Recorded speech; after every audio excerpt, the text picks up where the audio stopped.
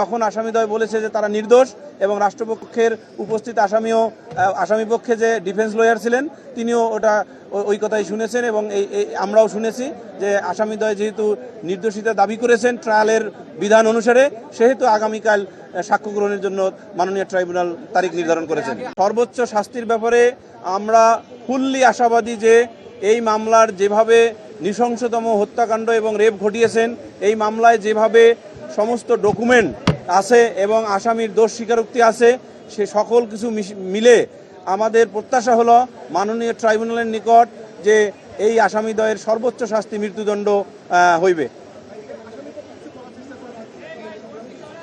আইন অনুসারে এই মামলায় আসামিদ্বয়ের শুধু এটুকু বলার প্রসিডিউর যে তারা নির্দোষ কিনা বা দোষী কিনা। যখন ট্রাইব্যুনাল চার্জ গঠন করে এই কথা বলেছেন তখন আসামিদ্বয় বলেছে যে তারা নির্দোষ এবং রাষ্ট্রপক্ষের উপস্থিত আসামি পক্ষে যে ডিফেন্স লয়ার ছিলেন তিনিও ওই কথাই শুনেছেন এবং আমরাও শুনেছি যে আসামিদ্বয় যেহেতু নির্দোষিতা দাবি করেছেন ট্রায়ালের বিধান অনুসারে সেহেতু আগামীকাল সাক্ষ্য গ্রহণের জন্য মাননীয় ট্রাইব্যুনাল তারিখ নির্ধারণ করেছেন।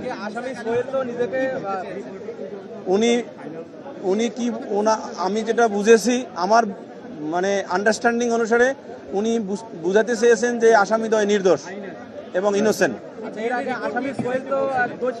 দেখেন, এগুলো হলো ম্যাটার অফ ট্রায়াল।